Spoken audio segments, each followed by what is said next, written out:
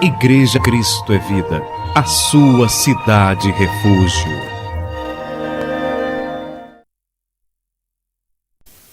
Vamos à palavra. Então vamos abrir a Bíblia. Salmo 112. Por favor, abra no Salmo 112, versículo 1. E o tema da mensagem desta noite é: bem-aventurado o homem que teme ao Senhor e se compraz nos seus mandamentos.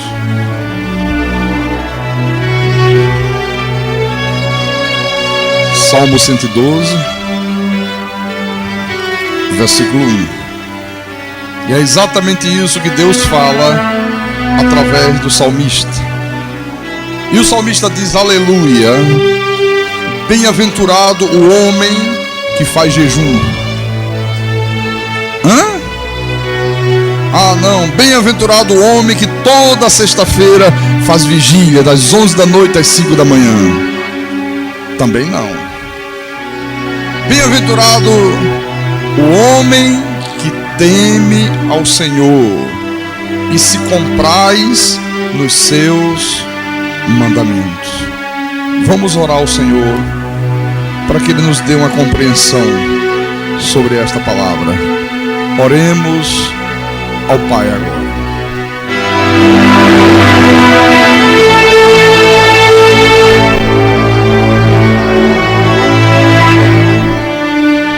Senhor Jesus Cristo, nosso Deus e nosso Pai, e nós estamos aqui nessa noite de domingo, enquanto o mundo lá fora se recolhe a casa depois de um dia de lazer, de praia, de piscina, de campo, de visita aos amigos.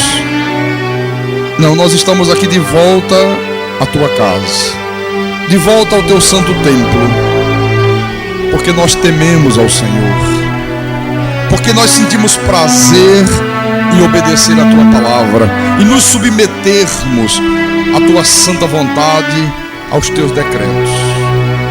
E queremos nessa noite, Senhor, ouvir a tua voz, queremos aprender mais da tua palavra, queremos criar uma maturidade ainda maior na tua igreja, para que o Senhor possa ser glorificado através das nossas vidas. Então, Santo Deus, fala à tua igreja nessa noite, fala ao teu povo, fala ao coração deste homem, ao coração desta mulher, fala ao coração deste rapaz, desta moça, deste senhor, desta senhora. Fala ao nosso espírito, meu Senhor. Fortalece-nos com a tua palavra, capacita-nos pelo teu poder. Nós te pedimos isso em nome de Jesus, em nome do Senhor, e que todo o povo de Deus diga amém. Amém e amém. Diga graças a Deus. Então, meus irmãos, amado de Deus, pedras que vive, Deus usa o salmista e fala à igreja, fala ao seu povo, e ele diz que bem-aventurado, ele diz que feliz é o homem que teme a Deus e que se compraz nos seus mandamentos, que sente prazer na palavra de Deus, que sente prazer em obedecer o mandar de Deus. Agora, como é que você vai viver uma vida de temor a Deus? Como é que você vai se comprazer na palavra de Deus se você não ouvir a palavra? Se você não tiver conhecimento da palavra? Se Deus verdadeiramente não falar ao teu coração? É por isso que eu já tenho dito aqui na igreja que eu não subo a este altar aqui para falar aquilo que as pessoas querem ouvir.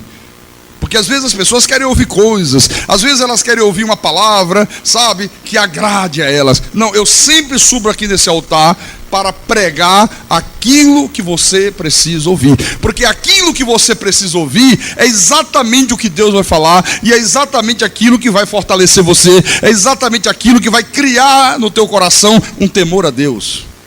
Infelizmente, irmãos, nos dias que nós vivemos hoje, a maioria dos pastores, independente de denominação, eles têm sucumbido a esta tentação, sabe, de pregar na igreja somente aquilo que as pessoas querem ouvir.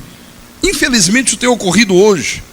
Eu conversei há um tempo atrás com um colega meu, um pastor, e ele disse assim: pastor Carlos Magno, quando nós fizemos o seminário teológico, quando estávamos próximos de receber a diplomação de pastores, então no seminário foi nos ensinado o seguinte, que se nós quiséssemos crescer uma igreja, se nós quiséssemos ser pastores bem-sucedidos, se nós quiséssemos ser bem vistos pelo povo, nós não deveríamos pregar sobre pecado, não deveríamos exortar muito a igreja acerca da obediência à palavra, pois as pessoas não querem ouvir isto. As pessoas não se agradam de um pastor que prega assim. E diz que no seminário dizia: olha, leve para a igreja mensagens positivas, fale que Jesus vai curá-los, fale que Jesus vai libertá-los, fale que o Senhor vai dar prosperidade, vai dar casa, vai dar automóvel, vai dar dinheiro, vai abrir as portas que as pessoas gostam de ouvir. Você vai crescer a igreja vai ficar cheia de pessoas e você será um pastor benquisto pelo povo. Ora, é claro e evidente, as pessoas nunca querem ouvir falar sobre pecado.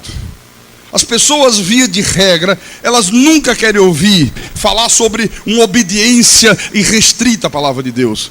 Verdadeiramente isso incomoda as pessoas. Mas eu quero dizer para você nessa noite que a palavra de Deus, ela só pode ser pregada com verdade, que é como Deus exige, se o pregador conclamar o povo à obediência à palavra.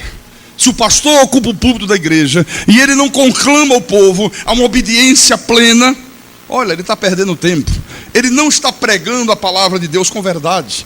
Deus não se agrada disso. Por isso que o salmista diz aqui: bem-aventurado o homem que teme ao Senhor e se compraz nos seus mandamentos. Uma pessoa que teme ao Senhor, ela demonstra este temor a Deus a partir das pequenas coisas. Você vê o temor que um homem tem a Deus, que uma mulher tem a Deus, a partir das coisas pequenas.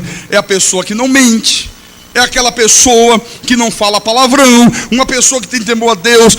Se ela é um comerciante, um empresário, um funcionário, um profissional liberal, ela não sonega impostos. Uma pessoa que teme a Deus, ela não faz fofoca, ela não calunia ninguém, ela não faz críticas ao pastor da igreja, ela não falta cultos por motivos banais. Então, quando você vê uma pessoa com esse tipo de comportamento, você pode ter certeza que esta pessoa teme verdadeiramente a Deus. Teme a Deus. E esta pessoa, ela vai ser bem-sucedida. Esta pessoa, ela vai ter uma boa jornada. Esta pessoa, ela vai alcançar os seus alvos. Ela vai alcançar os seus objetivos. Ela está cuidando do que é mais importante: o temor a Deus, a obediência à palavra de Deus. Eu estava lendo uma história que dizia que, certa ocasião, havia um rei poderoso, rico, tinha uma filha muito bonita, uma princesa maravilhosa, e havia um rapaz naquele reino que queria desposar a princesa, queria ter o privilégio de poder casar com a filha do rei. E o rei disse assim: bom, eu vou testar este rapaz, eu vou ver se ele verdadeiramente está apto a se tornar marido da minha filha, a desposar a minha filha. E ele pegou, chamou o rapaz e disse: olha, é o seguinte, eu vou te mandar a uma terra distante, a um outro rei lá. Eu quero que você leve para este rei, meu amigo. Eu vou mandar um bilhete para ele, tem uma mensagem para ele. E você vai levar também este saco de diamantes. Então deu ao jovem um saco com muitos diamantes e deu uma mensagem selada, guardada. E disse: olha, você vai entregar a este rei. Mandou trazer o melhor cavalo que existia no seu reino, um animal bonito, maravilhoso, forte, bem tratado, muito bem cuidado, e disse: olha, está aqui, esse cavalo vai te levar até o teu destino, e vou te dar um aviso. O rei disse assim para aquele jovem: cuida bem daquilo que é mais importante, que você vai cumprir com êxito a tua missão. Cuida bem do que é mais importante. O rapaz ouviu o conselho, preparou o animal, colocou a sela, colocou o alforje, né, pegou aquilo que ele necessitava para aquela longa jornada e pegou a estrada. E cavalgou, né? Ele, antes de iniciar a jornada, pegou a bainha da calça, costurou a mensagem para não perder, né? Colocou no alforje o saquinho com os diamantes e lá se vai ele, estrada fora, e cavalgando no animal. Então ele queria ganhar tempo, começou a pegar atalhos pelo caminho, subia a montanha, descia a montanha, pegava caminhos de pedra para poder ganhar tempo e encurtar a jornada. Isso fazia o animal se cansar muito. Isto exigia daquele cavalo um esforço tremendo, né? E ele continuou, ele foi em frente. E cavalgou o dia inteiro. Quando chegou de noite, parou numa estalagem, foi passar a noite, foi descansar, passou a viajar durante o dia, e ele estava tão preocupado em chegar ao seu destino, ele estava tão preocupado com as pedras preciosas, com aqueles diamantes que o rei tinha lhe confiado, que ele correu para dentro do seu quarto, foi descansar naquela hospedaria, deixou o cavalo lá de fora. Não tirou a sela, não tirou o peso da bagagem de cima do animal, não deu comida, não deu ração, não deu água para o cavalo beber. Continuou o segundo dia. A mesma coisa, um dia longo de viagem, exigindo o máximo do cavalo, e sobe montanha, desce montanha, caminho de pedra, o animal já esbaforido, chegou na outra estalagem, foi dormir, esqueceu de novo de cuidar do animal. Alguém vinha observando e disse: olha, do jeito que você está indo, esse animal não vai aguentar muito tempo. Esse animal está nas últimas, ele está com um esforço tremendo, além das forças dele. E você não cuida do animal, você não está dando ração, você não está dando água para esse cavalo. E ele simplesmente disse: não tem problema. Se ele morrer, eu tenho dinheiro e compro outro cavalo. Isso aí não é problema nenhum, eu tenho dinheiro aqui comigo. Primeira fazenda aí, eu compro um cavalo ainda melhor do que ele e prossigo a minha jornada. Não deu a mínima para o aviso que alguém deu para ele. Continuou e não deu outra. Quando chegou lá na frente, irmãos, o cavalo já exausto, né, já tendo sido muito exigido, muito maltratado, morreu. Caiu e não levantou mais. E ele ficou com raiva, amaldiçoou o cavalo, né? Ah, cavalo miserável, como é que você me deixa na mão numa hora dessa? Mas não tem problema não, eu vou em frente e lá adiante eu compro o melhor cavalo que tiver. Eu tenho dinheiro. E foi a pé. O problema é que exatamente naquela região onde o cavalo havia morrido, era uma região muito deserta. Só haviam fazendas, uma muito distante da outra. Então, quando ele começou a caminhar, o sol quente, o sol a pino, com poucas horas, ele começou a sentir falta do cavalo. Ele disse: ih, rapaz, a falta que o cavalinho está me fazendo agora é que ele começou a dar valor ao cavalo, né? E começou a sentir o problema, o sol muito forte, o sol escaldante, e ele caminhando, e caminhou um dia inteiro, e caminhou à noite, e não chegava à próxima fazenda, e ele já estava exausto, profundamente exausto, e ele sentiu que a coisa ia ficar difícil para ele, ele sentiu que a coisa não ia ficar boa. Então ele, com medo de perder os diamantes, que o rei tinha confiado a ele, um tesouro muito caro, então escondeu aqui no alforje, guardou bem guardado, disse: ó, vai que de repente eu sou assaltado, vai que de repente acontece alguma coisa, eu não quero que ninguém me roube. O rei me confiou isso aqui, e ele disse para eu cuidar daquilo que era mais importante, para que eu pudesse cumprir com êxito a minha missão. Lá na frente, ele não aguentou, sem comida, sem água, ele já tinha deixado pelo meio do caminho uma boa parte da sua bagagem, para ver se facilitava a sua caminhada, já andava a passos lentos, já lhe faltava o fôlego, e ele foi, desmaiou, caiu desmaiado no meio do caminho. Para sua sorte, logo veio uma caravana de mercadores, encontraram ele caído, os mercadores iam para o reino de onde ele tinha vindo, e colocaram ele em cima do cavalo e levaram ele para o reino. Quando ele voltou a si, já estava lá na sua cidade de novo. Ele disse: ih, caramba, estou aqui, o que aconteceu? Contaram para ele, e aí ele foi ao rei. Ele disse: olha, rei, o negócio é o seguinte, aconteceu aí um contratempo, você me deu um cavalo fraco, um cavalo doente, o cavalo não aguentou o repuxo, ele não aguentou a jornada, morreu, me deixou na mão. Mas olha, mas está aqui, eu preservei o saco de diamantes, não deixei, o Senhor me deu um alerta, o Senhor disse para que eu cuidasse do que era mais importante, e eu cuidei, está aqui para o Senhor. O rei recebeu, né? Um tanto pesaroso, triste, não mostrou nenhuma empolgação, né? E o rapaz ficou tremendamente desnorteado, disse: olha, eu entrego para ele, quando você vê os diamantes, arrisquei até a minha vida por isso, e ele não deu nenhuma palavra de agradecimento. Aí foi para casa. Quando ele chegou em casa, que ele foi tomar um banho, que tirou a roupa, aí aquele bilhete, aquela mensagem que o rei havia mandado para o outro caiu. E ele pegou o bilhete, estava lá. O rei escreveu assim: ao meu irmão, rei da terra do norte, este jovem que eu estou te enviando é um candidato a casar com minha filha. Ele está disposto a tê-la como esposa. E esta missão, esta jornada que eu confiei a ele é uma prova. Eu dei a ele alguns diamantes, ele está levando um saco de diamantes. Eu dei para ele um excelente cavalo para poder levá-lo até a sua missão. E recomendei a este rapaz que ele cuidasse daquilo que era mais importante. Então eu peço ao meu colega rei que me faça um grande favor. Quando ele chegar no teu reino, verifique o estado que se encontra o cavalo. Se o cavalo estiver bem cuidado, se ele estiver forte, se ele estiver viçoso, se ele estiver bem alimentado, se ele estiver em perfeitas condições, então eu vou saber com absoluta certeza que este jovem, ele aprecia a fidelidade e a força de quem auxilia ele na sua jornada. Se o animal chegar em péssimo estado, se ele tiver deixado o animal morrer na estrada, então eu teria absoluta certeza que ele não será nunca um bom marido para minha filha. Se ele só conservar os diamantes, se ele chegar aí somente com os diamantes guardados, não será um bom marido, não será um bom rei, porque ele vai ter olhos apenas para os tesouros do rei. Ele só vai se preocupar com as coisas materiais, ele não vai dar importância às coisas mais importantes da vida.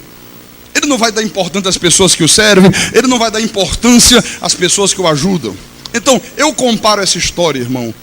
Aquela pessoa, aquele filho de Deus, que segue a sua jornada nesta vida, tão somente preocupado com o seu exterior, tão somente preocupado com os seus bens, preocupado em ganhar dinheiro, preocupado com a sua casa, preocupado com o seu automóvel, preocupado com o dinheiro que a pessoa tem no banco, e a pessoa começa a guardar os bens materiais, ela começa a ficar tão obcecada por essas coisas, como se os bens materiais fossem o próprio Deus, como se fosse o Deus dela, esquecendo-se de cuidar de si mesma, esquecendo de alimentar a sua alma, esquecendo de cuidar da parte espiritual, esquecendo de Deus, que é quem verdadeiramente é fiel e o auxilia na sua jornada.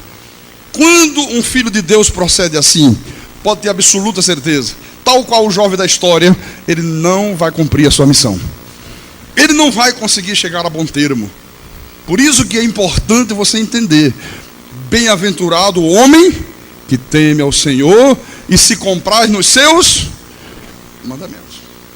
Veja, se a pessoa não demonstrar temor a Deus nas coisas pequenas, você acha que essa pessoa vai demonstrar temor a Deus nas coisas grandes?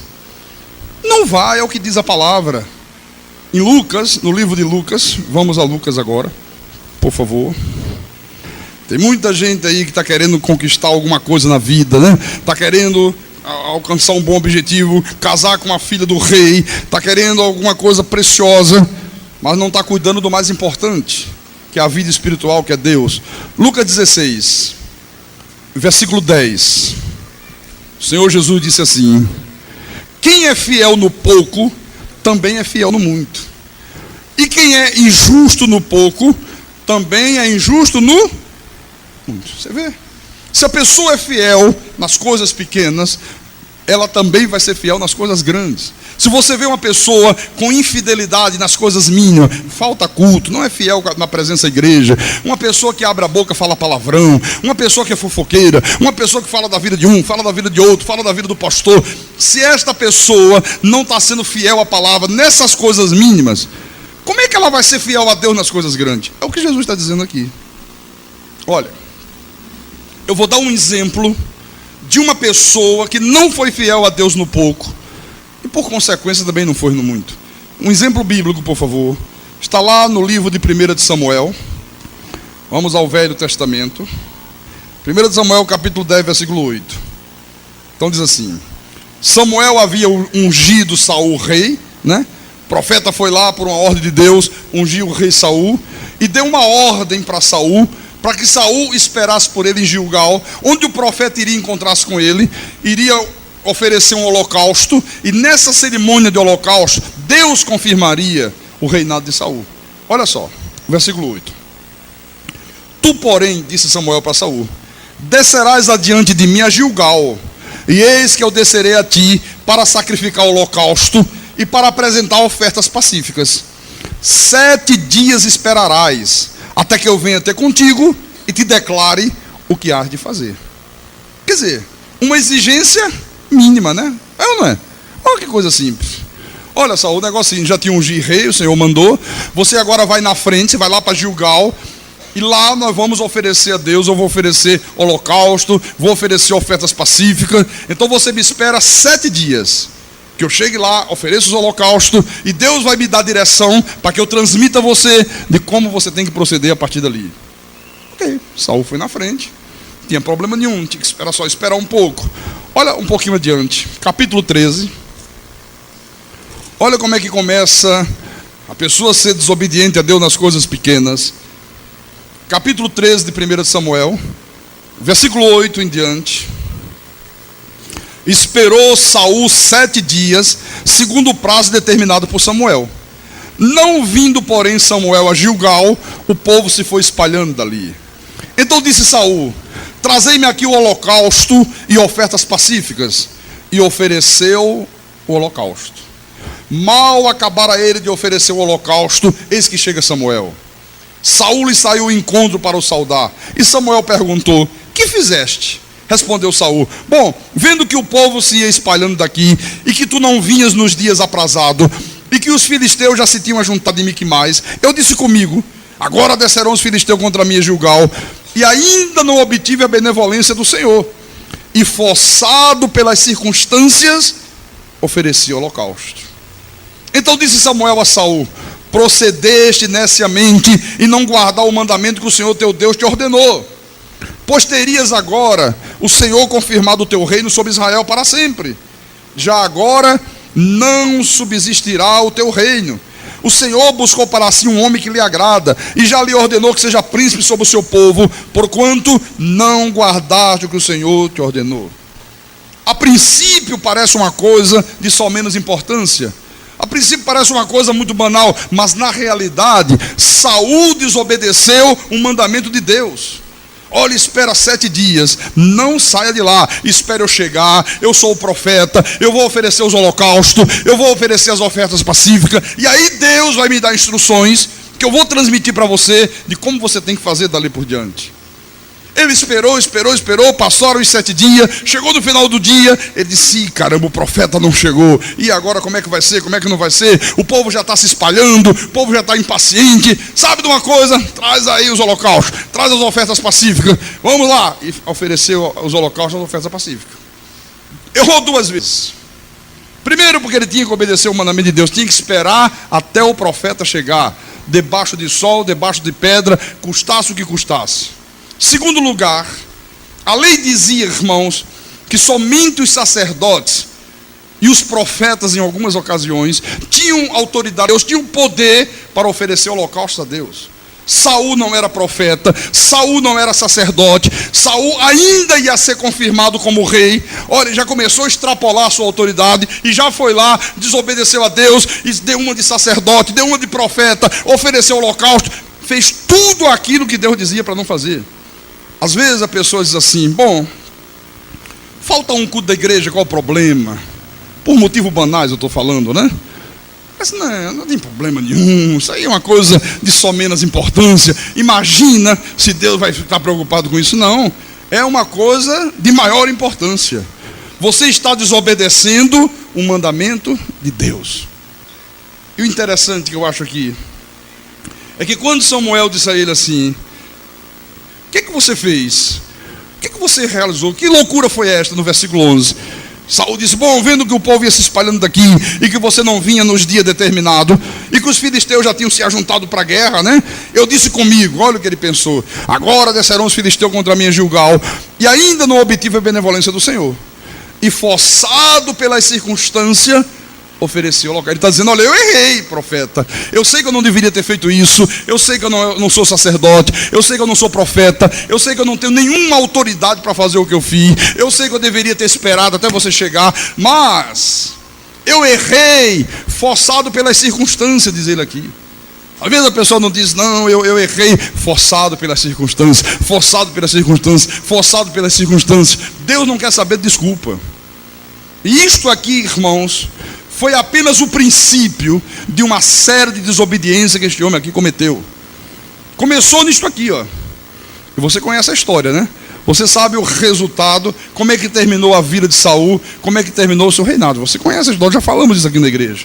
Por isso que eu digo para você, É bom começar a obedecer a Deus a partir das mínimas coisas.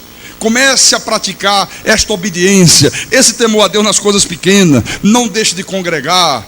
É uma coisa simples, mas Deus está dizendo para não deixar. Não desonrar o dia do Senhor, guardar o dia de descanso domingo, não enganar a Deus nos dízimos, não ser avarento nas ofertas. Comece nessas coisas que parecem coisas mínimas.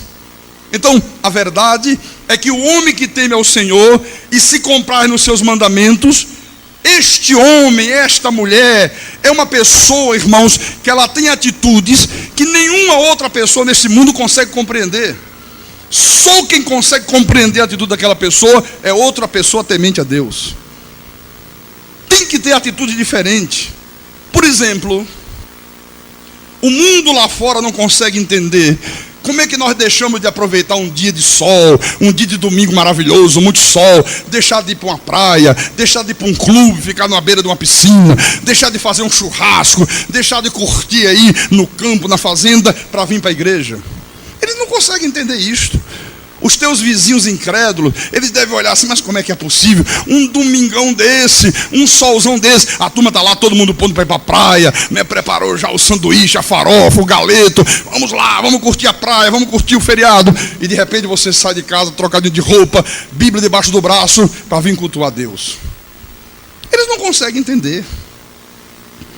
Eles não conseguem entender como é que pode uma pessoa colocar o seu compromisso com Deus acima de qualquer outro compromisso que ela tenha nesta terra.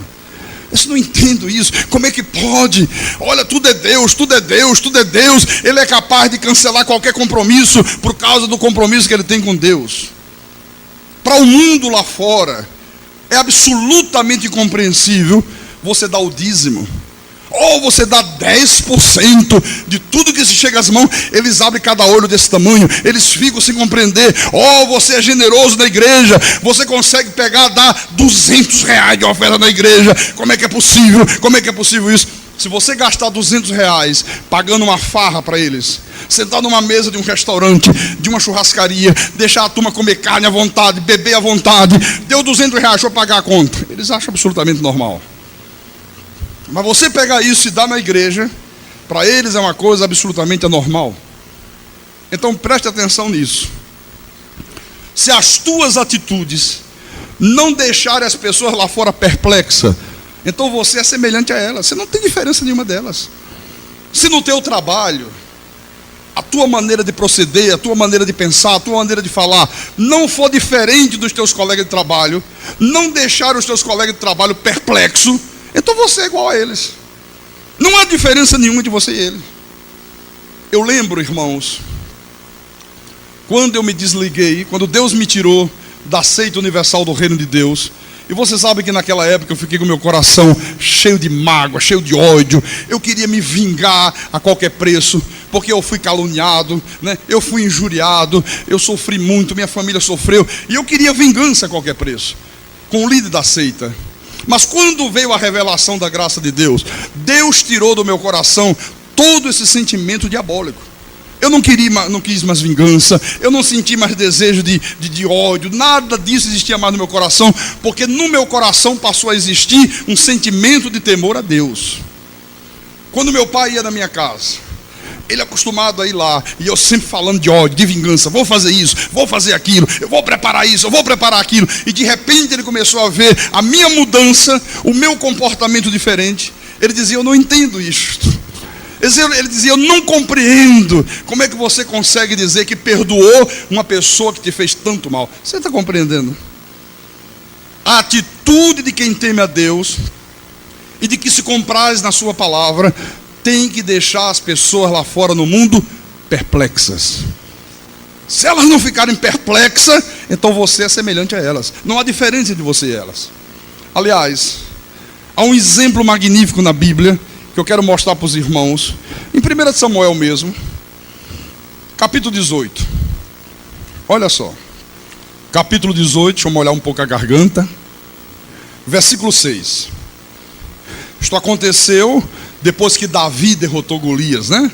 Então diz assim: sucedeu, porém, que vindo Saul e seu exército, e voltando também Davi de ferir os filisteus, as mulheres de todas as cidades de Israel saíram ao encontro do rei Saul e cantando alternadamente diziam: Saul feriu seus, porém Davi os seus 10 milhares.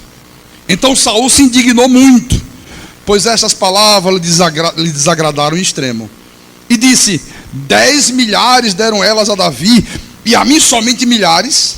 Na verdade, o que lhe falta, senão o reino? Daquele dia em diante, Saul não via a Davi com bons olhos. Olha como é que são as coisas. Quando a pessoa é desobediente a Deus, irmãos, toda a vida da pessoa começa a ficar desequilibrada. Quando a pessoa começa a viver uma vida sem temor a Deus, ela começa a ser possuída por sentimentos malignos, por sentimentos maus. Por exemplo, inveja, como esse caso aqui, mágoa, ciúmes. Tudo isso começa a aflorar na vida daquela pessoa. Você vê quando ele viu o povo, as mulheres todas cantando, saudando, eles tinham obtido uma grande vitória. Saul matou milhares, Davi matou 10 milhares. Como é que é a história? Eu sou o rei. Em vez de dizer que eu matei 10 milhares, estão dizendo que este aí matou 10 milhares. Só disseram que eu matei milhares. Daqui a pouco só falta ele ser o rei no meu lugar. Olha aqui. Daquele dia em diante, Saul não via a Davi com bons olhos. Começou a ficar com o coração cheio de quê? Ciúmes. Inveja do menino Davi. Agora, no versículo 17. Um pouquinho à frente. Olha como é que começa o comportamento deste homem. Disse Saul a Davi: eis aqui Merabe, minha filha mais velha, que te darei por mulher. Sê-me somente filho valente, e guerreia as guerras do Senhor. Porque Saul dizia consigo: não seja contra ele a minha mão, e sim a dos filisteus. Respondeu Davi a Saul: quem sou eu? E qual é a minha vida e a família de meu pai Israel, para que eu venha a ser genro do rei? Davi está dizendo: eu sou um homem simples, eu sou um simples pastor de ovelha, né? Eu não tenho dote, eu não tenho nenhuma herança grandiosa. Como é que eu vou me atrever a ser genro do rei? Eu não tenho condições para isso. Sucedeu, porém, que ao tempo em que Merabe, filha de Saul, devia ser dada a Davi, foi dada por mulher a Adriel, o Meloatita. Olha, na verdade, Saul estava agindo com astúcia. Ele queria liquidar Davi. E ele diz: não, mas eu não quero eu mesmo matar Davi. Eu quero ver se eu crio uma astúcia aí, se ele aceitar casar com a minha filha. A única exigência que eu faço para ele é que ele seja um guerreiro do meu exército, que ele vá lá enfrentar os filisteus. E ele diz: porque aí ele enfrentar, e aí de repente os filisteus o matam. Me livrei do homem. Astucioso, né? Não conseguiu. Não conseguiu levar o seu plano a bom termo. Depois no versículo 20.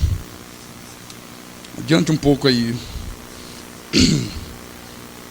Versículo 20. Mas Mical, a outra filha de Saul, amava Davi. Contaram-no a Saul e isso lhe agradou. Ele disse: não foi com a primeira, agora vai ser com esta aí. Disse Saul: eu lhe darei, para que ela sirva de laço e para que a mão dos filisteus venha a ser com ele. Olha a astúcia. Era capaz de dar a própria filha para poder atrair Davi e colocar ele como soldado, para poder botar ele na batalha e os filisteus o matarem. Pelo que Saul disse a Davi: com esta segunda serás hoje meu genro. Ordenou Saul aos seus servos: falai confidencialmente a Davi, dizendo: eis que o rei tem afeição por ti. Olha como é que a pessoa é astuciosa, né? Olha, vamos lá conversar com o menino Davi. Digam para ele que eu gosto muito dele, que eu tenho uma afeição tremenda por ele. Sabe que ele é a menina dos meus olhos. E todos os seus servos, diga que os meus servos amam a ele. Consente, pois, em ser genro do rei. Vê se convence ele a aceitar ser meu genro. Os servos de Saul falaram estas palavras a Davi, o qual respondeu: parece-vos coisa de somenos ser genro do rei, sendo eu homem pobre e de humilde condição? Os servos de Saul lhe referiram isto, dizendo: tais foram as palavras que falou Davi. Então disse Saul: assim direis a Davi: o rei não deseja dote algum, mas sem prepúcios de filisteu, para tomar vingança dos inimigos do rei. Porquanto Saul tentava fazer cair a Davi pelas mãos dos filisteus. Tendo os servos de Saul referido estas palavras a Davi, agradou-se este de que viesse a ser genro do rei. Antes de vencido o prazo, olha como é que é a coisa astuciosa. Olha, rei, nós fomos lá, nós falamos com ele, dizemos que você se agrada dele, que você gosta muito dele, que todos os servos do reino também gostam dele, e que o senhor faz questão que ele seja teu genro. Aí Saul disse: vocês estão pensando que é coisa boba ser genro do rei? Eu não tenho nenhum dote. Como é que eu vou me casar com a filha dele? Eu não tenho nada para oferecer. Voltaram e disseram: olha, ele disse que não tem nada, nem dote ele tem. Olha, volta para lá para ele, diga a ele que eu só quero 100 prepúcio de filisteu. Se ele matar 100 filisteus e me trouxer 100 prepúcio, ele tem direito a casar com minha filha. Aí quando Davi ouviu isso, boa proposta, aí eu vou topar isso aí, eu quero Mical. Foi lá, versículo 27. Dispôs-se Davi e partiu com seus homens, e feriram dentre os filisteus 200 homens. Trouxe os seus prepúcios e os entregou todos ao rei, para que lhe fosse genro. Então Saul lhe deu por mulher a sua filha Mical. Viu Saul e reconheceu que o Senhor era com Davi, e Mical, filha de Saul, o amava. Então Saul temeu ainda mais a Davi, e continuamente foi seu inimigo. Usou mais uma vez de astúcia, se deu mal. Davi reuniu os seus homens, foi lá, matou 200 filisteus. Está aqui, rei, sem prepúcio. Caramba, o homem não morreu, rapaz. Ai, Jesus amado, tenho que dar minha filha agora para ele. Mas em compensação, o que é que diz aqui a palavra? Continuamente foi se tornando mais ainda inimigo de Davi. Olha só, no capítulo 19, versículo 8: tornou a haver guerra, e quando Davi pelejou contra os filisteus, os feriu com grande derrota e fugiram diante dele. O espírito maligno da parte do Senhor tornou sobre Saul. Estava este assentado em sua casa e tinha na mão a sua lança, enquanto Davi dedilhava o seu instrumento músico. Procurou Saul encravar Davi na parede, porém ele se desviou do seu golpe, indo a lança ferir a parede. Então fugiu Davi e escapou. Porém Saul, naquela mesma noite, mandou mensageiros à casa de Davi que o vigiassem, para ele o matar pela manhã. Dijo sobre Davi por Mical, sua mulher, que ele disse: se não salvares a tua vida esta noite, amanhã serás morto. Olha só, o rei estava lá no castelo, no palácio, com uma lança na mão. Davi deu uma bobeira e disse: Davi! Davi se desviou, pá, a lança de cravo. Deu para matar mesmo. Aí Davi disse: rapaz, o homem está doido, o homem quer me matar, perna para que te quero. Saiu voado do palácio, foi para casa. O rei disse: olha, vamos lá, vigia a casa dele. Amanhã de manhã eu mato esse rapaz aí. A filha dele, Mical, disse: olha, Davi, ou você salva a tua vida essa noite, ou amanhã de manhã meu pai te mata. Ele já mandou cercar toda a casa. Davi teve que fugir. Você vê como é que é a vida? Irmãos, por várias vezes Saul tentou matar Davi. Várias vezes. Tentou de várias formas e maneiras. Agora eu pergunto para você que está aqui nessa noite: uma pessoa que teme a Deus, uma pessoa que se compraz na palavra de Deus, como é que esta pessoa age diante de uma situação como esta aqui? Como é que você age? Como é que você reage? Qual é a tua atitude, por exemplo, quando um irmão da igreja ofende você? Porque às vezes tem algum irmão da igreja que está com a vida espiritual lá embaixo, aí começa a ter atitudes erradas, de repente ofende você. Como é que você reage à ofensa do irmão? Como é que você reage quando alguém tem inveja de você? Quando de repente você percebe que alguém quer puxar o teu tapete, que alguém quer prejudicar a tua vida? Via de regra, o que eu tenho visto é o seguinte: a pessoa está na igreja, de repente alguém faz alguma coisa que desagrada a ela, ou tenta prejudicar a pessoa de uma maneira qualquer, ela diz: pois agora vai me pagar caro. E começa a tentar pegar no pé da outra a qualquer preço, a qualquer custo. Normalmente é isso que nós vemos acontecer nas igrejas. O povo de Deus normalmente reage desta forma: não, está pensando o que da vida? Comigo a coisa é diferente. Mas irmão, olha, perdoa ele, é um abençoado, deve estar com problemas, agiu dessa maneira impensada, perdoa esta pessoa, não leva isto a mal. Não, está pensando o que da vida? Comigo a coisa é diferente, comigo o buraco é mais embaixo, ele vai ver só como é que, com quantos paus se faz uma jangada. Já ouviu isso? Já ouviu pessoa reagir assim? E aqui? O rei várias vezes tentou matá-lo, tentou tirar a vida dele de qualquer jeito, de qualquer forma. Como é que reagiu Davi? Qual foi a reação de Davi? Eu vou mostrar para você. 1 de Samuel, capítulo 24. Primeira vez. Tendo Saul voltado de perseguir os filisteus, foi-lhe dito: eis que Davi está no deserto de Engedi. Tomou então Saul 3.000 homens, escolhido dentre todo Israel, e foi ao encalço de Davi e dos seus homens, nas faldas das penhas das cabras monteses. Chegou a uns currais de ovelha no caminho, onde havia uma caverna. Entrou nela Saul a aliviar o ventre. Ora, Davi e os seus homens estavam assentados no mais interior da mesma. Então os homens de Davi lhe disseram: hoje é o dia do qual o Senhor te disse: eis que te entrego nas mãos do teu inimigo, e far-lhe-ás o que bem te parecer. Levantou-se Davi e furtivamente cortou a orla do manto de Saul.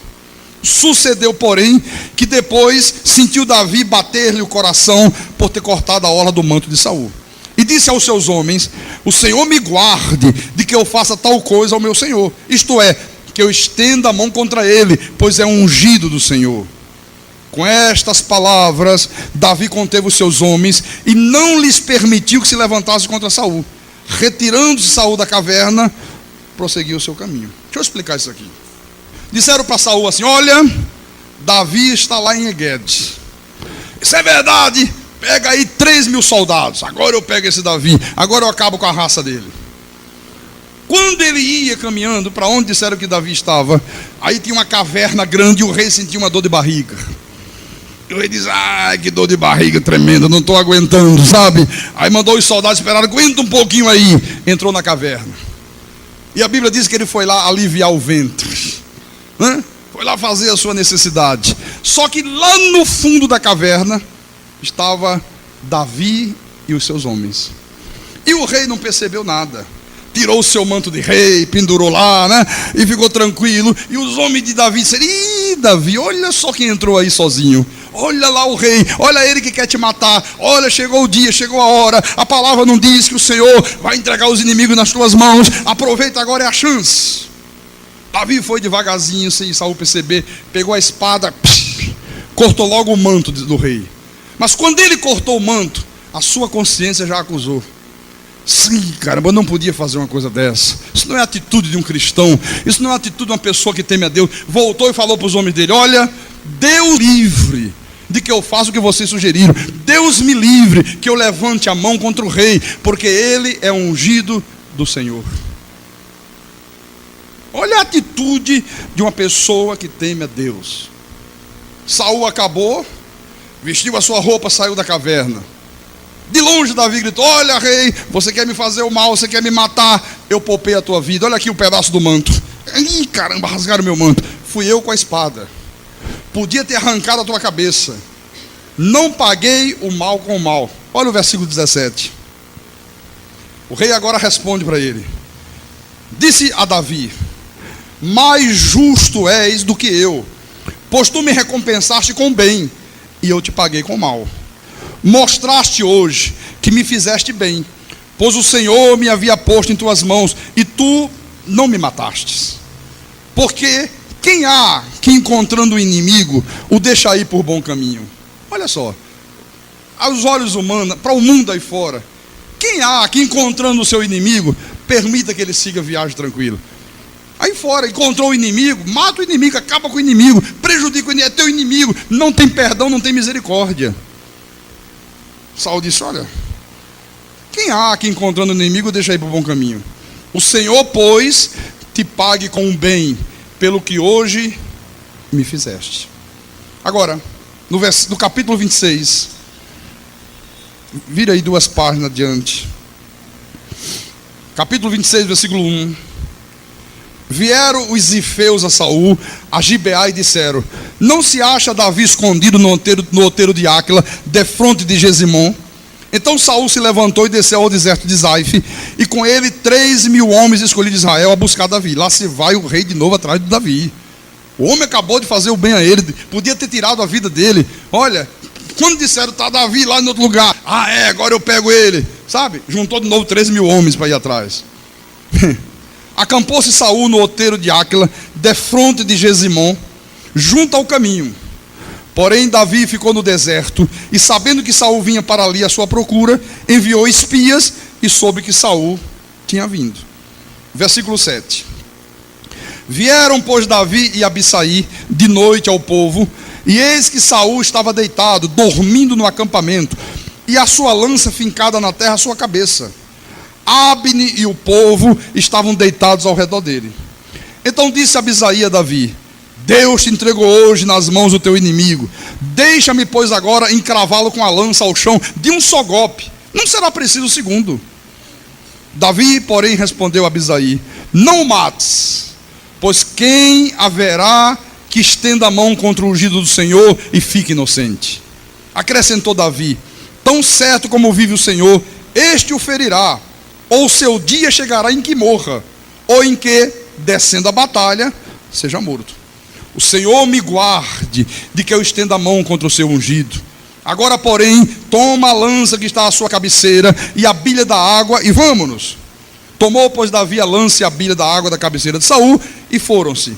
Ninguém o viu, nem o soube, nem se despertou, pois todos dormiam, porquanto da parte do Senhor lhes havia caído profundo sono. Outra vez, está lá o rei, querendo pegar Davi. Davi mandou espias: olha, vem com 3.000 homens. Pararam ali, estão tirando um cochilo. Está todo mundo dormindo, os soldados tudo cansados. Deus mandou um sono sobre ele. Davi diz: vamos lá perto ver, vamos lá. Aí já teve alguém do vídeo diz: olha, Davi aproveita a chance, olha só como é que ele está dormindo aí. Ainda deixou a lança dele fincada na terra perto da cabeça.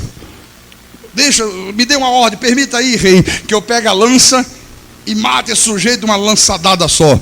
Basta um golpe, eu acabo com a vida dele. Não precisa nem dar 2 vezes. Olha, tem que ter cuidado com os maus conselhos, viu? Às vezes tem pessoas, ó, não faz isso, não faz aquilo, não, ó, fulano fez isso, olha, tu tem que fazer alguma coisa contra ele, toma uma atitude, vai lá, não dá mole para ele não, vai, não sei o que, e não sei o que. Olha aqui, presta não alto lá. Deus que me livre que eu venha fazer mal ao ungido do Senhor. Deus que me livre de eu agir desta forma. Jamais eu vou agir desta maneira. Pegou a lança, pegou a bilha de água, ficou com ela. Saiu, ninguém viu. Quando o rei foi embora, estava no outro lado, ele gritou: ô Saul, outra vez, ó, podia ter acabado com a tua vida. Deus entregou você na minha mão, mas eu jamais faria algo contrário à palavra de Deus. Quer dizer que as atitudes de Davi, irmãos, fugiam completamente ao padrão da sociedade daquela época. As pessoas, na realidade, elas não conseguiam entender, elas não conseguiam de maneira nenhuma compreender como é que era possível alguém agir daquela forma, como é que era possível alguém proceder desta maneira, sabe, contra alguém que desejava tirar a vida dele. Isto era o quê? Uma atitude de um homem que temia ao Senhor. Amém? Outro exemplo. Você está compreendendo por que eu disse? As tuas atitudes têm que deixar a sociedade perplexa. Se a sociedade não fica perplexa com a tua maneira de agir, com a tua maneira de pensar, com a tua maneira de falar, então você é igual a eles. Não há diferença nenhuma. Agora, quando nós tomamos a atitude que a turma diz: gente, como é que é possível? Como é que uma pessoa age desta maneira? Como é que uma pessoa é capaz de perdoar? Como é que uma pessoa é capaz de proceder desta forma? Aí é sinal de que nós somos diferentes deles. Amém? Outro exemplo de um homem que teme ao Senhor e se compraz nos seus mandamentos. Gênesis capítulo 12. Gênesis capítulo 12, versículo 1. Ora, disse o Senhor a Abrão: sai da tua terra, da tua parentela e da casa de teu pai, e vai para a terra que te mostrarei. De ti farei uma grande nação, e te abençoarei, e te engrandecerei o nome, sê tu uma bênção. Abençoarei os que te abençoarem, e amaldiçoarei os que te amaldiçoarem. Em ti serão benditas todas as famílias da terra. Aí o versículo 4 diz o quê? Partiu, pois, Abrão, como lhe ordenara o Senhor. Olha só, presta atenção nisto aqui. Uma obediência irrestrita ao mandamento de Deus. Abraão, pois não, Senhor. O que o Senhor deseja? Sai da tua terra. sai da tua parentela, sai da casa do teu pai, vai para uma terra que eu te mostrarei. O homem estava bem de vida, estava tudo lá nos seus devidos lugares, não tinha nenhuma necessidade dele mudar. De repente vem a ordem de Deus: sai daí, rapaz, sai da tua terra. Olha, transtorno, mudanças, ir para uma terra distante, que ele não sabia nem onde ficava. Você pensa que este homem aqui discutiu com Deus? Você pensa que ele disse: não, senhor, peraí, a coisa não é bem dessa maneira não, está pensando que eu sou robô? O que é que o senhor está pensando da vida? Vamos sentar aqui, vamos discutir como é que a coisa vai ser, quais são as garantias que eu tenho. O senhor está mandando eu sair, eu vou ter segurança para me proteger nessas estradas perigosas, eu vou ter direito a plano de saúde, eu vou ter um Sul América, um Golden Cross, o senhor vai me dar se houver algum problema de doença, como é que vai ser a coisa, o senhor vai assinar minha carteira de trabalho, eu vou ter direito a férias, 13º. Porque hoje, quando alguém quer servir a Deus, é assim: eu quero ser pastor, eu quero fazer a obra. É mesmo, irmão? Está disposto? Então larga o teu trabalho. Peraí, pastor, agora não é bem assim, não. Quanto é que a igreja vai me pagar? Quais são as garantias que eu tenho? Eu quero um plano de saúde, eu quero não sei o quê, eu quero televisão de 40 polegadas, eu quero móveis novos, eu quero comer filé mignon todos os dias. Se não for assim, eu não quero. Abraão partiu como Deus havia lhe ordenado. Amém, meu irmão? Amém, igreja? E por que você não responde forte? Gênesis capítulo 14. Gênesis capítulo 14, versículo 17. Outro exemplo de Abraão. Após voltar Abraão de ferir a Kedorlaomer, que nomezinho desgraçado esse aqui, hein? Bom nome para colocar nos inimigos. E aos reis que estavam com ele, saiu-lhe ao encontro o rei de Sodoma no vale de Safé, que é o vale do rei. Melquisedeque, rei de Salém, trouxe pão e vinho. Era sacerdote do Deus Altíssimo. Abençoou ele Abrão e disse: bendito seja Abrão pelo Deus Altíssimo, que possui os céus e a terra, e bendito seja o Deus Altíssimo, que entregou os teus adversários nas tuas mãos. E de algumas coisas lhe deu Abrão o dízimo. Não foi de algumas coisas, não? Não, desculpa. São os meus óculos. E de tudo lhe deu Abrão os dízimos. Olha, conquistou uma grande vitória, derrotou esse rei, pegou todos os bens de Ló, seu sobrinho, trouxe de volta mais os despojos do rei. E quando ele vem, se encontra com Melquisedeque, que era uma aparição de Deus, uma teofania de Deus. Primeira coisa que Abraão faz foi dar a Melquisedeque o dízimo de tudo que Deus fez a chegar nas mãos dele. Olha só, não havia Bíblia nesta época, não havia a igreja constituída, não havia um pastor para estar exortando Abraão a ser fiel nos dízimos. O que levou então este homem aqui a honrar a Deus desta forma e dar o dízimo para Deus de tudo que Deus havia lhe concedido? O sentimento de temor a Deus que havia no coração deste homem. Então, eu estou mostrando para você como é a atitude, irmãos, de um homem que teme ao Senhor e se compraz nos seus mandamentos. Uma pessoa que teme a Deus, ela age como Abraão agiu. Ela tem um sentimento de temor. Ela diz: não, tudo que chegar nas minhas mãos é Deus que está me dando, e eu vou devolver para Deus o dízimo de tudo. Pessoa que não teme a Deus começa: é do líquido ou é do bruto? Pastor, dá para o senhor me orientar? Estou em dúvida, pastor. Olha, quando vem com essas histórias furadas, sabe? É do bruto, é do líquido. Isso é um avarento na vida. Se ele puder arranjar um jeitinho de não dar de nada, ele vai soltar fogos comemorando. Não, mas será que não era da lei? Nós estamos vivendo na graça, né, pastor? O dízimo era da lei, o dízimo era da lei. Sabe? Será que eu tenho que dar disso? Será que eu tenho que dar daquilo? Não. Quem tem o sentimento de temor a Deus é como Abraão aqui, ó. E deu o dízimo de tudo. Você tem dado o dízimo a Deus de tudo? Tudo que te chega às mãos, tudo que Deus te concede, primeira coisa que você faz é separar o dízimo para Deus? Como é que você age? Você tem esse sentimento de temor aqui? Outro exemplo. 1 de Reis. Vamos lá. 1 de Reis, capítulo 17. Uma vez uma pessoa perguntou para mim: pastor, tem que dar dízimo do 13º?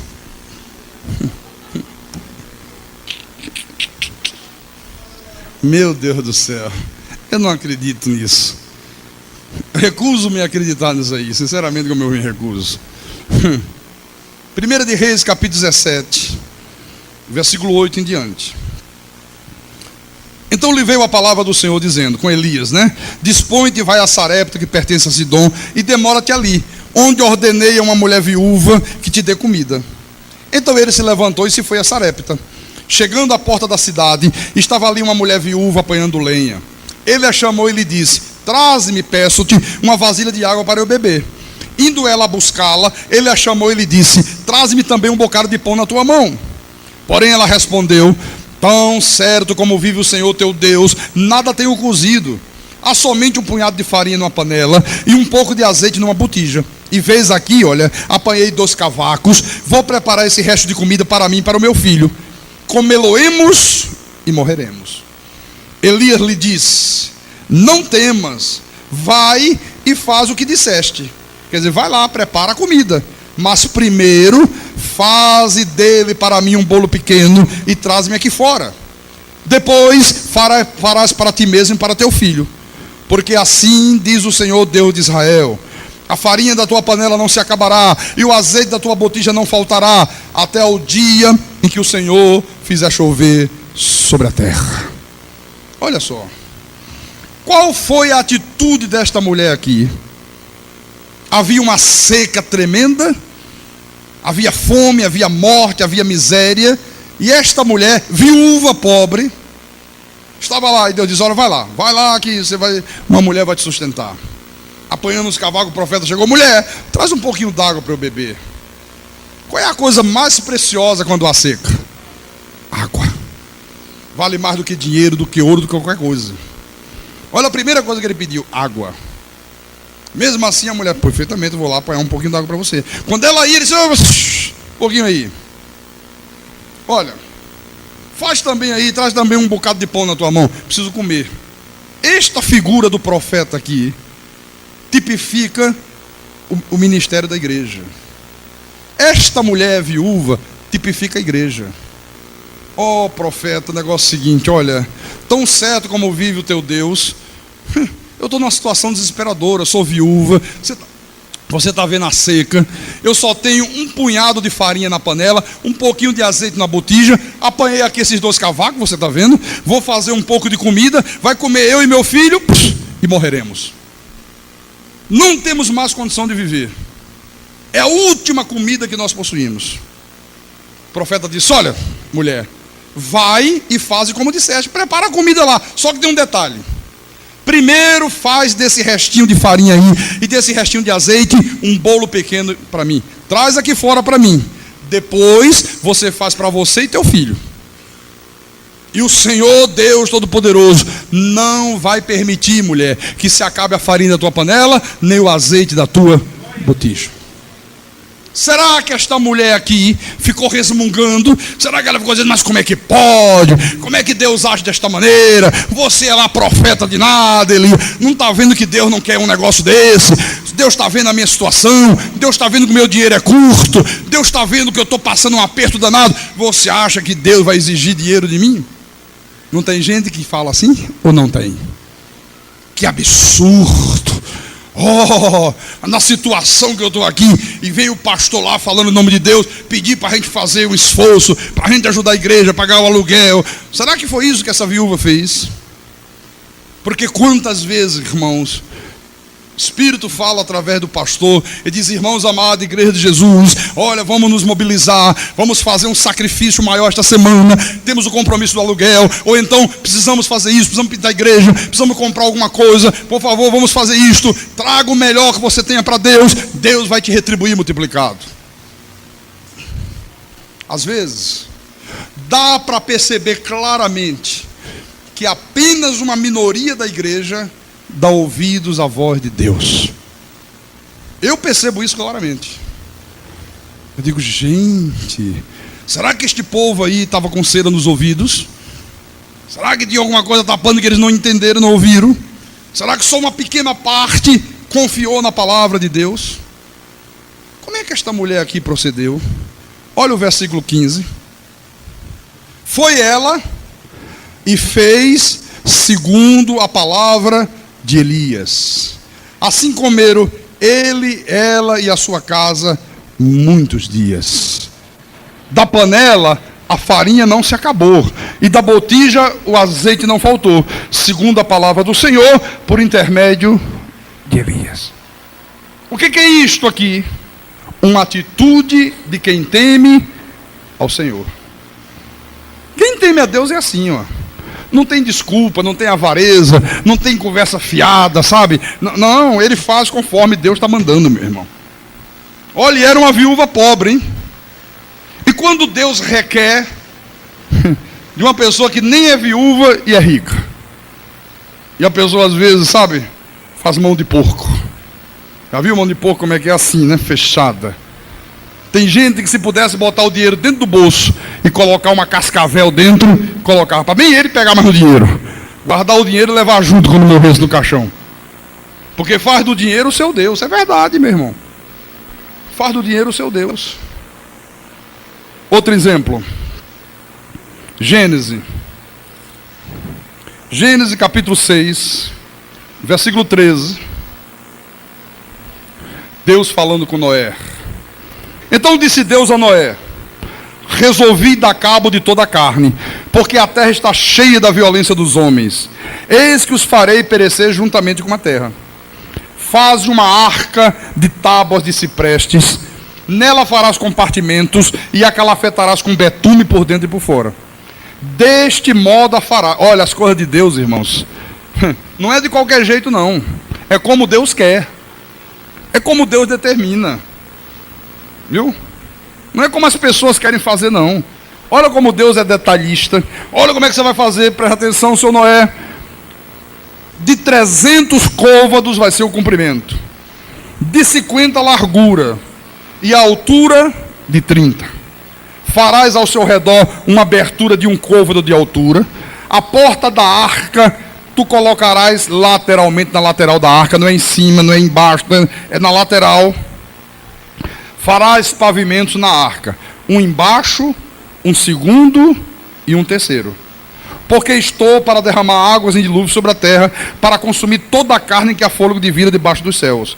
Tudo que há na terra perecerá.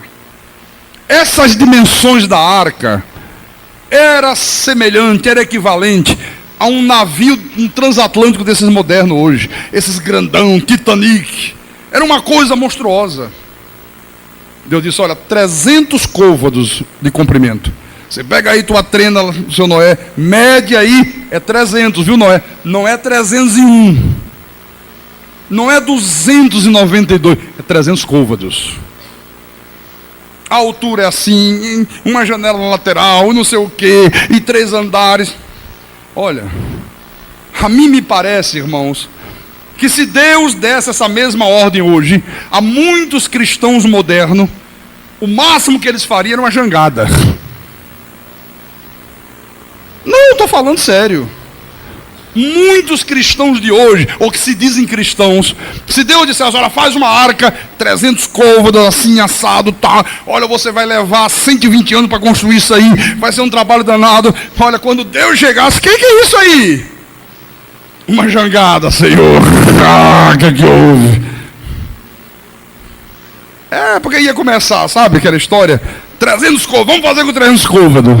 Aí na primeira semana, rapaz, pensando bem, 300 côvados é muita coisa, né? Pra que um negócio desse tamanho? Que extravagância. Não, também a coisa não é bem. Vamos diminuir um pouquinho, já diminuí um pouco.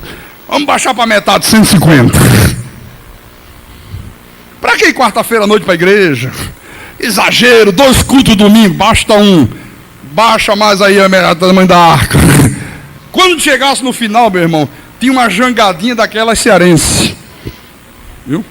Mal ia caber Noé na arca. Esta é a verdade. Olha, Cada vez que você deixa de perdoar, você está diminuindo o tamanho da arca.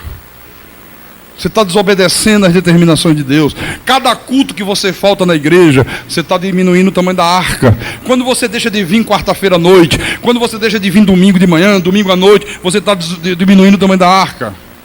Cada vez que você sonega o dízimo, cada vez que você é avarento das suas ofertas, você está alterando as especificações que Deus determinou para construir a arca. Pense nisto. Você está fugindo do que Deus determinou.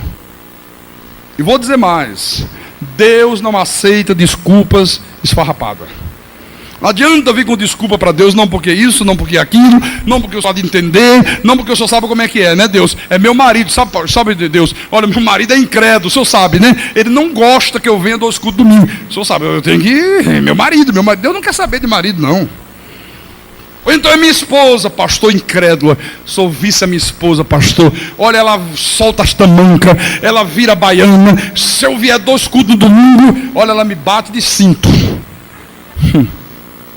E me bota para lavar os pratos. Por isso que eu não venho. Deus está dizendo, problema teu, rapaz. Eu não quero saber se a tua mulher solta as tamancas, se roda baiana, se te bate de cinto. Eu quero que você obedeça a minha palavra. Não, pastor, mas sabe o que é, pastor? Vou dizer uma coisa para o senhor. Olha, pastor, faz 15 dias que eu estou doente. Por isso que eu não tenho vindo aos cultos. Sabe, pastor, 15 dias que eu não ponho nem os pés na igreja. É mesmo, irmã? Ah, pastor, você não imagina que problema, sabe? Olha, todo dia eu fui para os médicos. Ia para o médico segunda, aí marcava uma consulta para terça, um exame para quarta, aí no outro dia voltar. Ah, quer dizer que com toda a doença foi para o médico. Só não podia vir para a igreja. Estava doente, estava morrendo, mas tem consulta marcada amanhã, tem que vir. Ia para o médico. 2 horas na sala de espera, lotada, cheia de gente, esperando a vez. Mas foi e não podia vir para a igreja. Não é engraçado isso? Não tem gente que tem uma cara de pau que eu não consigo compreender como é que é possível. Não, está doente. Mas todo dia que o médico marca, tem que ir no médico. E para o médico vai, para a igreja não vai. Como é que você acha que Deus reage diante disso? Veja o que diz o Salmo 119. Salmo 119, versículo 4. Diz assim: Tu ordenaste os teus mandamentos, para que os cumpramos à risca. Olha, o salmista diz: Senhor, tu ordenaste os teus mandamentos, para que nós o cumpramos à risca. Sabe o que significa cumprir à risca? Sem desculpa, sem lero-lero, viu? Sem torcer o nariz para Deus. É para cumprir a risca, é para cumprir a risca. Por isso que eu digo, olha, nesta igreja aqui, a pessoa que não teme ao Senhor, a pessoa que não se compraz nos seus mandamentos, não permanece muito tempo aqui. Quantas pessoas já tiveram aqui, já ouviram esta palavra, já ficaram maravilhados, já disseram aleluia, glória a Deus, estou cortado pela graça, e hoje não estão mais aqui conosco. Sabe por quê? Porque elas não temiam a Deus e não sentiam prazer em obedecer a palavra de Deus. Então a pessoa pode vir, permanece um tempo, permanece 2 tempos, mas não permanece todo o tempo. Agora, aquele que teme ao Senhor, aquele que se compraz nos seus mandamentos, olha, vai permanecer aqui até o último dia de vida. Até o último dia de vida. Agora, para esta vida de temor a Deus, há recompensa. Quando você teme a Deus, quando você se compraz nos mandamentos de Deus, tem recompensa de Deus. Eu vou te mostrar, vou te mostrar. Abra, por favor, aí. Salmo 112. Salmo 112. Versículo 2. Olha o que ele diz aqui. Ele primeiro falou, né, que o homem que bem-aventurado o homem que teme o Senhor, se comprar nos seus mandamentos. Agora ele vai dizer a recompensa. Qual é o resultado disto? Ele diz: a sua descendência, os seus filhos, seus netos, será poderosa na terra. Será abençoada a geração do justo. Na sua casa a prosperidade e riqueza, e a sua justiça permanece para sempre. Será que isto aqui aconteceu com Abraão? Foi um homem temente a Deus, foi um homem que sentia prazer em obedecer a Deus. Sai da tua terra, perfeitamente, Senhor, agora mesmo. Demonstrou temor a Deus. Vamos ver se aconteceu. Volta lá em Gênesis capítulo 13, versículo 2. Já tinha saído, hein? Diz assim: era Abrão muito rico, possuía gado, prata e ouro. Está percebendo? Na sua casa há prosperidade e riqueza, né? Tinha saúde perfeita, tinha uma família estabilizada, né? Deus operava de uma maneira sobrenatural, começou a se tornar um homem próspero. Gênesis 25. Gênesis capítulo 25, versículos 7 e 8. Foram os dias da vida de Abraão 175 anos. Expirou Abraão, morreu em ditosa velhice, avançado em anos, e foi reunido ao seu povo. Você vê? Longevidade. Mas chegou aos 175 anos, um coroa enxuto, duro, sabe? Todo o vigor da vida. Olha o que é que Deus faz com o homem que teme a Ele e se comprar nos seus mandamentos. Mas a palavra também diz: a sua descendência será poderosa na terra, será abençoada a geração do justo. Não é isso? Quem era o filho de Abraão? Isaac. Vamos ver se a descendência dele foi abençoada. Gênesis 25, versículo 11. Depois da morte de Abraão, Deus abençoou a Isaac, seu filho. Morreu Abraão, Deus disse: não, mas Abraão foi temente a mim, Abraão se comprazia na minha palavra, tinha prazer em me obedecer. Eu tenho que abençoar a vida do filho dele, eu prometi, é promessa minha para ele. Versículo 12. Não, Gênesis 26, perdão. Capítulo 26, versículo 12. Versículo 1. Gênesis capítulo 26, versículo 1. Sobrevindo fome à terra, além da primeira vida no dia de Abraão, foi Isaque a Gerar avistar-se com Abimeleque, rei dos filisteus. Apareceu-lhe o Senhor e disse: não desças ao Egito, fica na terra que eu te der, que eu te disser, habita nela e serei contigo e te abençoarei. Porque a ti e à tua descendência darei todas estas terras e confirmarei o juramento que fiz a Abraão teu pai. Olha qual é a maior herança que se deve deixar para o teu filho. A maior herança que você pode deixar para o teu filho não é uma poupança gorda, não é uma casa própria, não é um automóvel. A maior herança que você pode deixar para o teu filho, irmão, é você temer a Deus hoje, obedecer a palavra de Deus hoje, porque Deus está dizendo: olha, será abençoada a sua descendência. Eu vou abençoar o teu filho, eu vou abençoar os filhos do teu filho, eu vou abençoar os teus netos. Está aqui a promessa.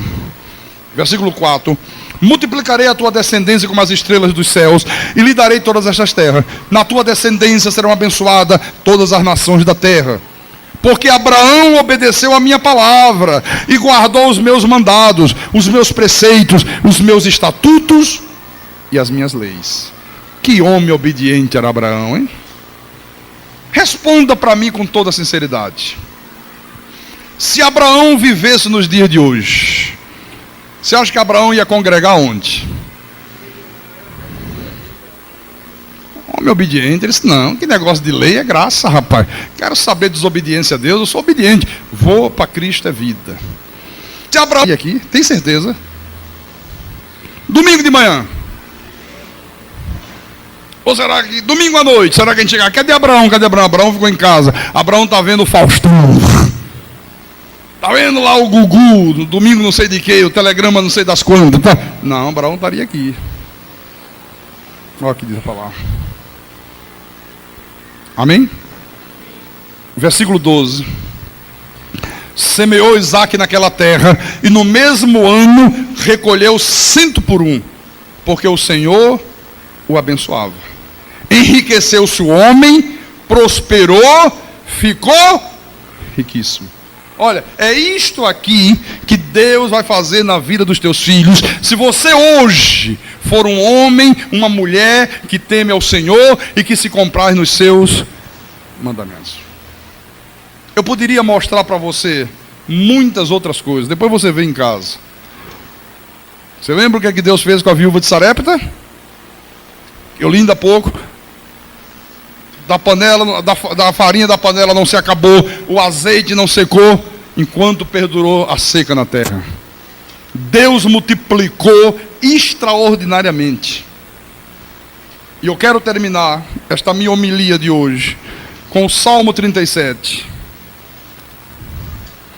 Salmo 37. Versículo 23 em diante. Diz assim a palavra: o Senhor firma os passos do homem bom, e no seu caminho se compraz. Quem é o homem bom, hein? Diga: o homem que teme ao Senhor e se compraz nos seus. Esse é o homem bom. O homem bom não é o espírita que diz que faz caridade, que para ali na rua e fica dando comida para os mendigos. Não, isso não é homem bom coisa nenhuma. Isso aí qualquer um pode fazer. O homem bom é o que se compraz na palavra, é o que obedece a Deus. Olha o versículo 24. Se cair, não ficará prostrado, porque o Senhor o segura pela mão. Olha, se cair, se tropeçar, se de repente acontecer algum contratempo na vida dele, se de repente der uma bobeira, não vai ficar prostrado, porque o Senhor levanta pela mão. Aleluia, glórias a Deus. Davi continua e diz assim, versículo 25: fui moço e já agora sou velho. Davi estava fazendo uma retrospectiva da sua vida, né? Ele disse: olha, eu já sou um homem idoso, muito idoso, mas eu já fui jovem, fazem muitos anos que isso aconteceu aí.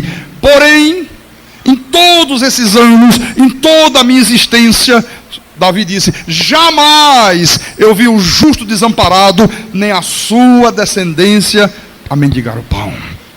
Ele disse: eu jamais vi o justo, o homem que teme a Deus, o homem que obedece a palavra de Deus, desamparado por Deus, nem a descendência dele, os filhos, os netos, mendigando pão, porque Deus não desampara os seus, meu irmão. No versículo 3 desse salmo, ele diz: confia no Senhor e faz o bem, habita na terra e alimenta-te da verdade, agrada-te do Senhor, e Ele satisfará os desejos do teu coração. Olha, meu irmão, como aquela historinha que eu contei, todos nós temos anseios, todos nós temos desejo no coração, todos nós temos. O rapaz da história, o desejo dele era se tornar marido da princesa, da filha do rei. O rei disse: eu vou testá-lo. Todos nós somos constantemente testados por Deus. Você quer uma coisa, o outro quer outra, um tem um desejo, o outro tem outro desejo, e Deus está dizendo: perfeitamente, vou testar. E Deus fica observando se você está cuidando daquilo que é mais importante. O rei disse: olha, pega esse saco de diamante, está aqui um cavalo maravilhoso, vai lá. Presta atenção, jovem, cuida do mais importante, você vai ser bem sucedido na viagem. Ele falou que o mais importante era os diamantes. O mais importante era o cavalo. Tinha força, vigor, era fiel a ele, não abandonava ele nunca, carregava ele nos lombos. Tem gente que acha que o mais importante é o emprego. O mais importante é o patrão. É capaz de sacrificar qualquer coisa por causa do emprego. O mais importante é Deus. Se você não cuidar do que é mais importante, se você não cuidar das coisas de Deus, se você não cuidar da tua vida espiritual, se você não cuidar em obedecer obstinadamente a palavra, você não será bem sucedido na tua jornada. Vai chegar uma hora que Deus vai dizer: não serve, não tem condições de ser marido da princesa, não é fiel, não dá valor a Deus, não reconhece Deus como Senhor de sua vida, não reconhece Deus como o mais importante, não reconhece a fidelidade e o amor de Deus. não pode conquistar o que você quer. É assim que Deus procede.